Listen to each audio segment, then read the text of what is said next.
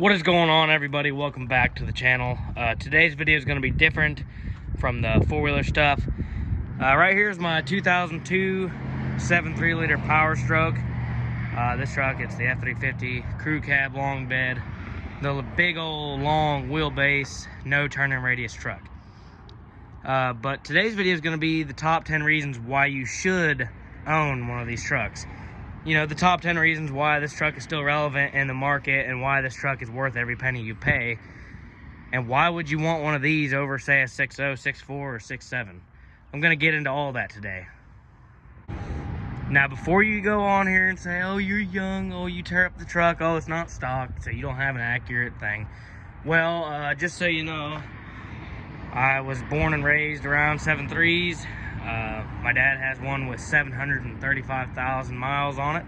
It's in the mechanic right now. We're not going to talk about that until we get to the next video about, you know, why you shouldn't own one, but we're going to keep all the negative stuff out of this video. This video is going to be positive stuff only. I have drove this truck for almost 2 years now. When I bought it, it had 388,000 miles on it. And now we're sitting at... What are we sitting at now? Let's see here. 428,070 miles. So if you do the math real quick, what's that? That's like 40,000 miles, okay? So I've put 40,000 miles on this truck. So I'd say it's safe to say that I kind of know what goes on with this truck. I mean, 40,000 miles I put on here. I've learned the good and the bad, I promise you. And watching my dad with his, I kind of know what's good and what's not. So we're gonna get into the first thing. All right, so now we're gonna go ahead and get into the video. I've got me a list right here, so that way I don't, forget anything. I've got everything figured out as to why I think that you should buy one of these trucks. I'm gonna go from the least important to the most important reason. I'm gonna start out at least important, number 10. Aftermarket options, customization, and accessories for this truck. If you go on eBay or Amazon or any truck website, there are so many options for this truck. There's tons of different grills you can get, tons of different headlights you can get, tons of different bumpers. I know that's most trucks you can do that, okay? But you can get custom badges. These mirrors are interchangeable, from all the years pretty much of the Super Duty truck. That's hard to find with any other vehicle, But, a 2017 mirror will go on there. They, not, direct swap, but they work. Exhaust. Very simple and easy to mount and run in this truck. Let's see what else we got here. Hitch. Can't forget the hitch. Lift kits. You can find just about any lift you want for this truck right here. You can get anything from a 2.5-inch level, which is what I've got, all the way up to, 8, 10, Rough Country makes them, BDS makes them, everybody makes everything for this truck right here. Tail lights, there's tons of custom options for the tail lights. Third brake light, as you can see there, I got one smoked. There's just everything. The tailgates are interchangeable all the way up to 2016. That's nice, so you can get a tailgate step if you wanted to.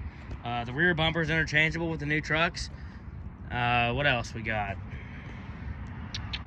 You just have to excuse the mess here, but they got, I can get LED bulbs. You can get custom lights right there. You can do, all kinds of custom stuff in here. You got, I got custom door speakers. It's very, very easy to change. You can see right there, Roxford Audio. Very simple to change your door speakers in this truck. Everything's very simple. Very easy to mount subs behind the back seat as long as you run some slims. The radios are very easy to change out. Steering wheel covers are very easy to put on. The gauge cluster is pretty easy to take apart and actually customize if you wanted to. Stickers are very easy to put on there if you want customization. There's all kinds of options in here. The next, slightly less important, but still a good reason to buy one of these, is the quality of the interior. Look. This truck has 428,000 miles on it. My dad's has 735,000. For the most part, this interior is still here. The dash is in perfect condition. These are not broken. They both work. These are not broken. Both of the mirrors still work. Lights still work. Those lights still come on when you open the door. All your pull handles are still securely fashioned. The headliner is not falling down. It's all still there perfectly, 100% perfectly still on there. The only really complaint I'd say is this right here, is on this style of seat. That right there broke, but that was only because, you know, my big friend, you know, freaking abused it and broke it. Bent it, you know, that could be fixed, but, you know, still, that's a lack of quality. They could have done a better design. It's very annoying. My dad's truck has the other kind of seat, though, so you don't have to worry about that. That's only on the captain's chairs here. The door panels, I mean, look at that. They're not all falling off the truck. Still bang on them. Everything's still solid here. The only problem with this door panel is right here, where, guess what? That was fine for the first 18 years of the truck's life till I got it, and then have a dumb friend, you know, you just break stuff. The only reason that dumb friend breaks stuff is because he drives a Dodge and he's jealous that my interior is not broken, so he does everything he can to try and break it. So both of these are not really caused by me. That one over there, I don't remember who did that. This right here is broke. The only reason that's broke is because of me as well. When I did my door speakers, I didn't know how to take this off. As you can see, the other side is perfect. But I was trying to pry up right here, not knowing that you pick up here and it pulls out. So that's my fault, but I mean, it's all solid. And then like in the back, when I had to take, you know, all of this off to get these door speakers changed back here, look at that. Everything snapped back in, no broken plastic clips, nothing. The quality of the interior of these trucks holds up very nicely. Look at this back seat. I mean, perfect. Nothing wrong with it. Carpet, perfect. Nothing wrong with it. The only really damage here is this. And that's like the original leather, 428,000 miles. That's normal wear for leather. Find any other truck, unless somebody just sat in it on the highway, at 400,000 miles, it's normally totally gone. But overall, this still opens perfectly. The cup holders still work. These cup holders up here still work. Perfectly in and out, which it is common for that not to go in and out, but mine still does. Rear sliding rear window, the handle broke off. Could have glued that back on, but I kind of left it, put the window tint over it. It looks a lot cleaner anyways. So that's the quality of the interior. That's the number 9 reason why you should buy one of these trucks. If you want a truck without a crappy interior that's all falling apart and looking like crap, this is the way to go. Number 8 on the list. This should be further on up the list probably, but it's not. It's kind of right here. But this is a very important one. It's kind of really should have been, I don't know, it could be here though, because it doesn't really shine 100% in this category. Comfort and drivability. Okay, yeah, some of you might say this truck lacks. Compared to your Duramax and Cummins with coil-over front suspension, my truck turns around good, you know, blah, blah, blah. But when you get a real truck, you know, you get leaf springs in the front. That's just part of the package. Comfort is all there to me. Everybody says the coil-over front suspension is a huge difference. I think it's just a hype train. You ride in a 6.0, it does not ride any smoother than this truck, I promise you. It might a little bit, but go ride in a 6.0 and then get back in this truck. If you have good leaf springs and good shocks, there's no reason why this truck won't ride comfortably. This truck right here rides 85 miles an hour, smooth as can be. You don't feel all kinds of bumps in the road. This truck rides very smooth. The seats are very comfortable, power on both sides. Cruise control, that does work. You know, automatic headlights, that's nice. You know, your tuner here, that's a nice factory option there. But very comfortable truck. I mean, you got tons of space in the cab. You don't feel claustrophobic. Unlike Chevrolet and Dodge, this right here kind of comes down. I feel like you have way more visibility out of this truck than you do any other one. You can just see out of it. Very comfortable truck. Drivability, I'd say it's very good. The only major problem I have with these trucks, with the leaf springs, that is a benefit of having coilovers, is the turning radius. Oh my God, it's awful. And then when you put wheels like this on there, it just makes it even worse. Because when you do turn all the way to the left, not all the way to the right, just the left, it rubs right there. That's the only place these tires rub.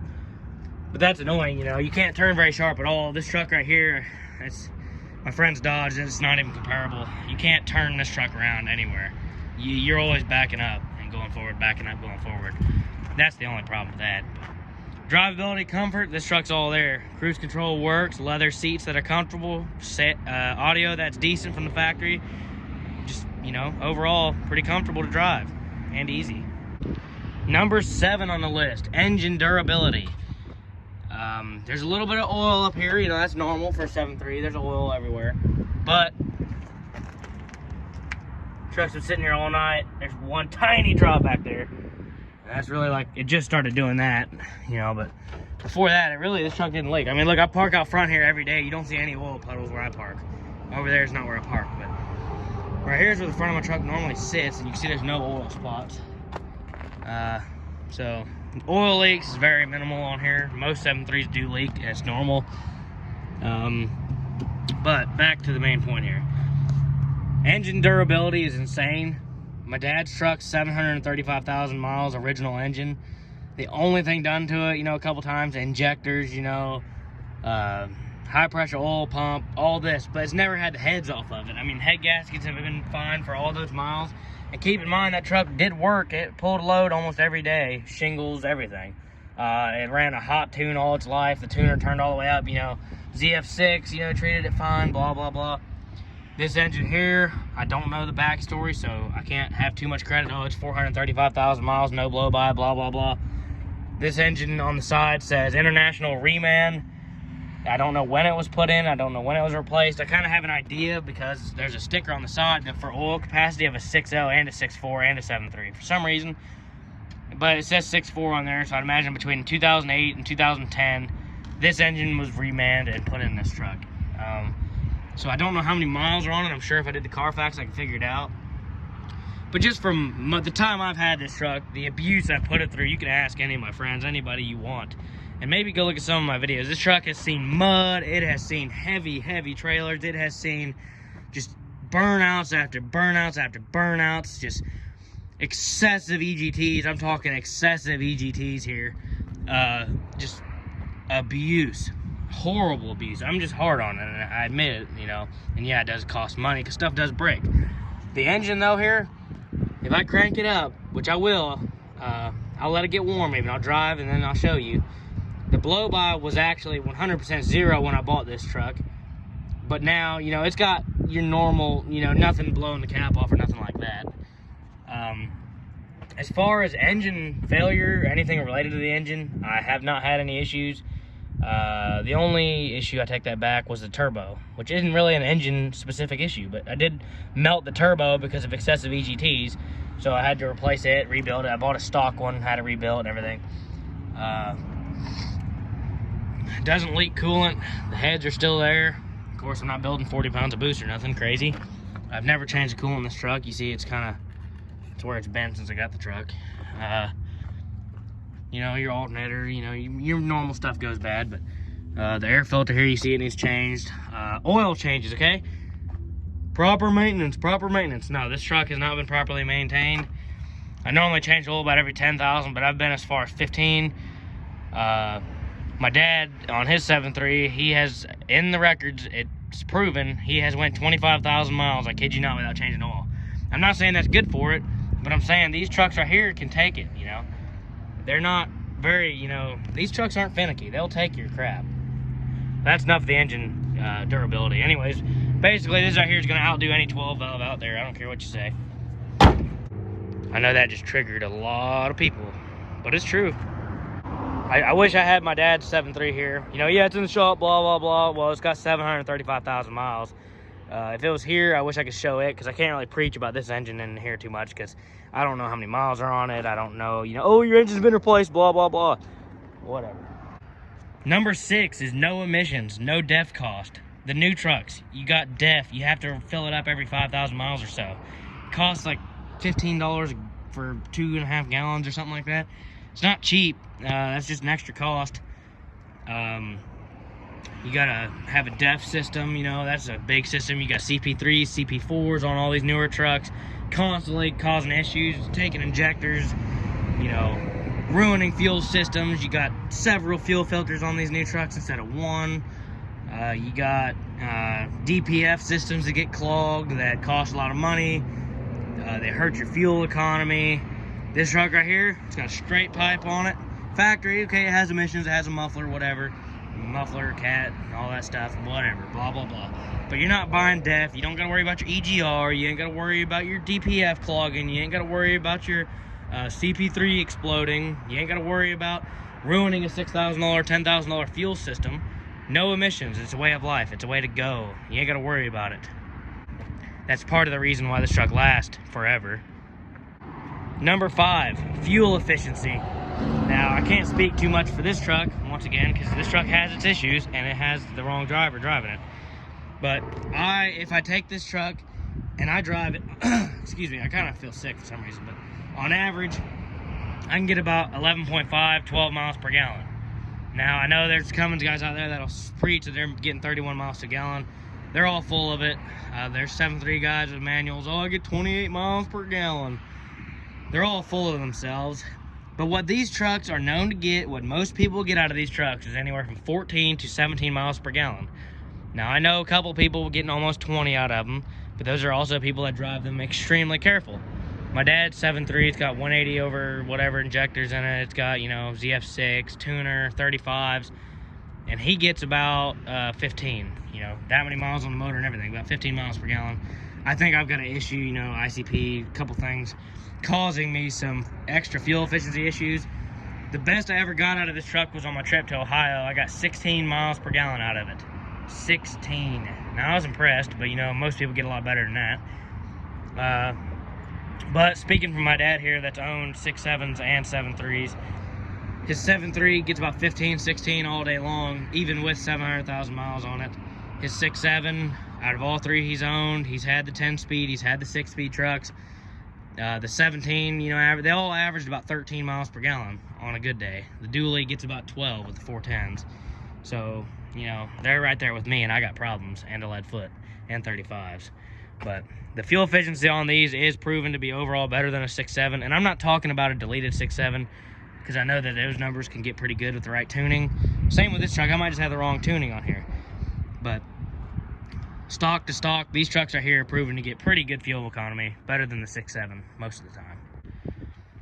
Number, what is it, 7 or 8, something like that. The parts are very common for this truck. Mostly everything you find, Ford still makes. That's a Ford part I just bought.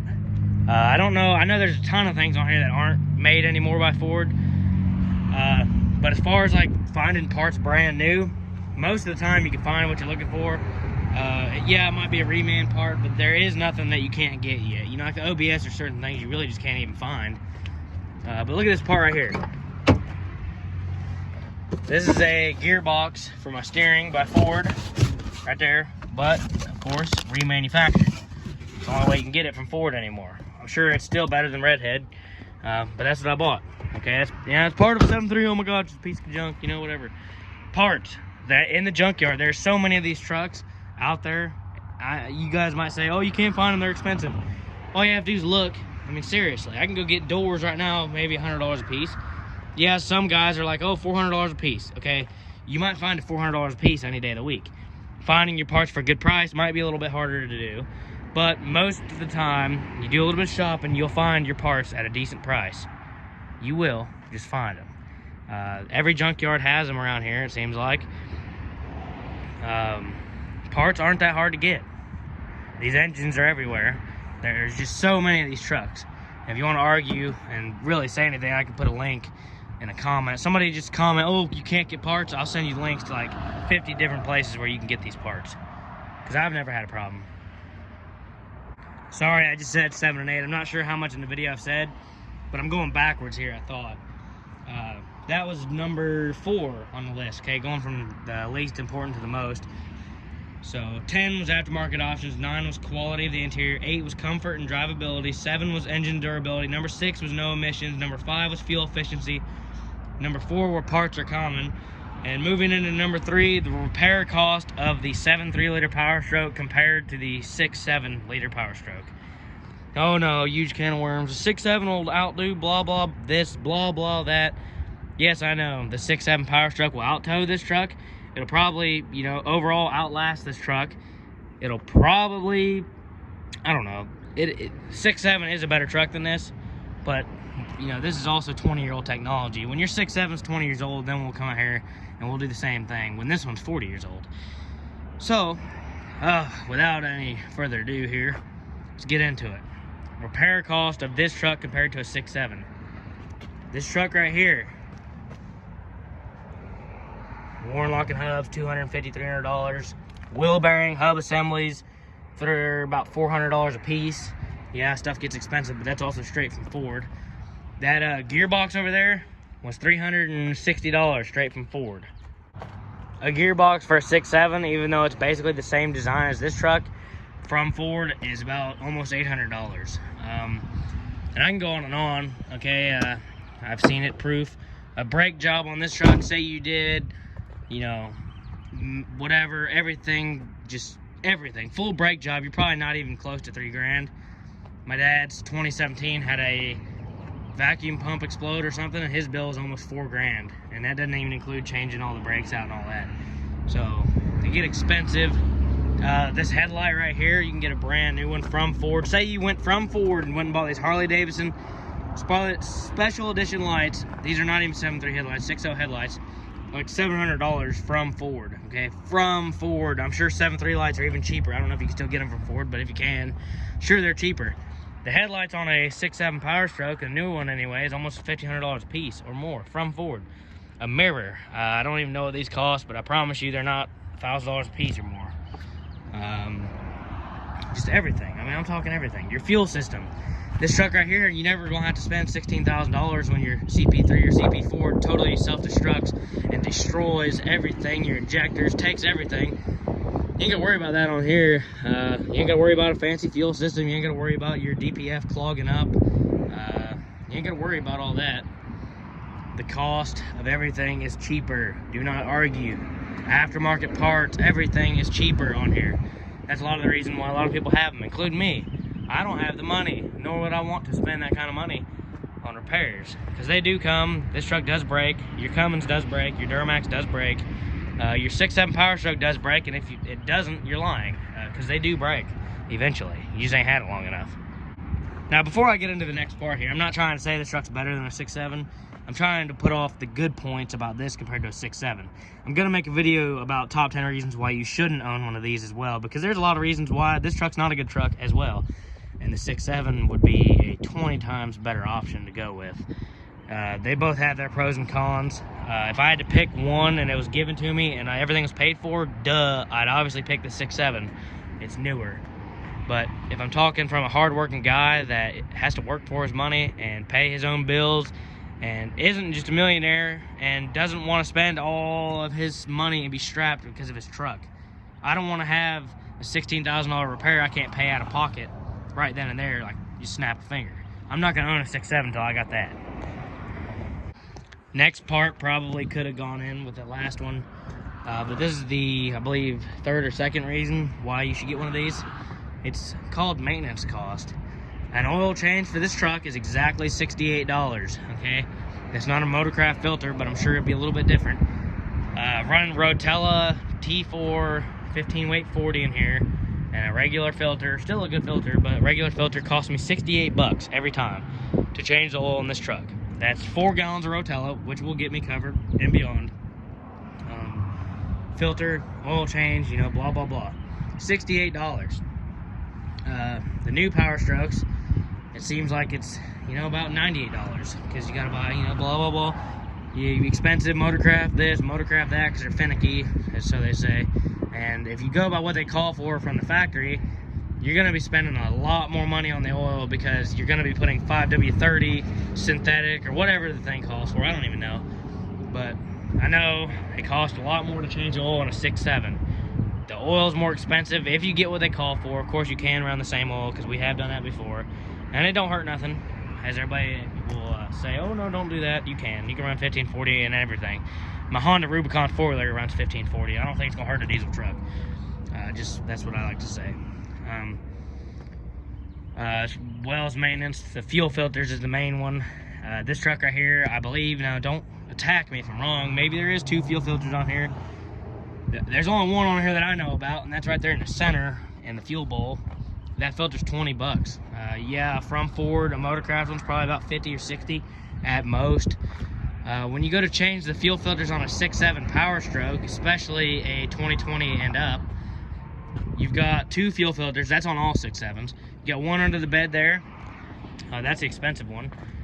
You got one up here on, I believe, the driver's side of the engine towards the back. You got one right there you got to change. You got 2 of them, and the price of them, if you're on Motorcraft and you don't want to be all weird and run the cheap stuff, you want to be that goody that runs Motorcraft, you're looking at several $100s in fuel filters. Several hundred, $200-300. I remember when we went to go do it on my dad's 2020.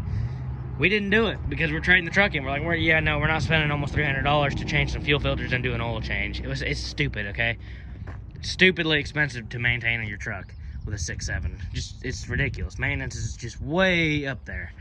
Of course, what you expect, you know, $100,000 truck compared to what is this, $10,000 truck max. I'm being generous on both, you know. Now that we're finally on the number one most important, the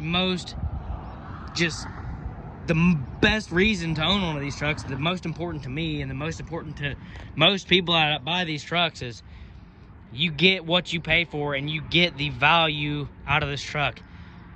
I paid $6,500 for this truck right here. $6,500. 388,000 miles. When I got it, the truck still drove like a brand new truck. No rattles, no squeaks. Ran strong. Yeah, your horsepower is half of a 6.7, but we're not gonna talk about that. This truck will pull a trailer. It'll work. This truck will haul 6 people, 5 people down the road just fine. It'll pull a trailer just fine. This truck's pulled a gooseneck trailer just fine, okay? This truck will get you down the road. Would I take it across the country every day with a 40-foot gooseneck on it and hot shot with this truck? Absolutely not. I'd much rather use a 6.7. Yes, of course. Reliable. Okay, the 6.7's more reliable than this truck it's gonna be when it's new. A 6.7 with 400,000 and 430,000, no, it's not gonna be more reliable than this truck. It's gonna be probably worse, honestly. This truck doesn't have a whole lot of issues. Since I bought the truck, I've probably put $11,000 in repairs, and a lot of that self-inflicted harm and stuff that, you know, could have very easily been avoided. The turbo, if you had a guy with sense driving it, the turbo would have never went out. The front end here, because I let a wheel bearing go bad and I didn't fix it, cost me tons of money because I spent $300 on worn hubs. Then that $300 hubs got ruined. I ruined the wheel bearings. They were ruined. They ruined my axles. I had a $3,000 bill fixing this front end. That's $3,000 that could have been avoided if I would have spent a little bit less and just done it, you know. $3,000. Transmission went out, destroyed it. $2,900 from doing burnouts and crap like that, tug of war stuff that probably could have been avoided as well. I've put money in wheels, all that stuff, repairs, you know, everything said and done. Window tint, leveling kit, leaf springs, wheels and tires, exhaust, tuner, everything I've done to this truck, interior, everything said and done. I've got almost $24,000 in this truck. That includes buying it. And yeah, that might sound really high, but most of these trucks, you know, when you buy them, oh, that doesn't include when I bought this truck. Basically, I paid $10,000 for it because, you know, every truck has its issues when you buy it. I immediately went and I did axle seals and everything, which I just did again, but I had like $1,700 in this truck, like the first week I bought it, in repairing it, fixing stuff that just needed to be addressed. Yeah, I could have waited, you know, but blah, blah, blah, whatever. Here we are $24,000 later, and this is what you see.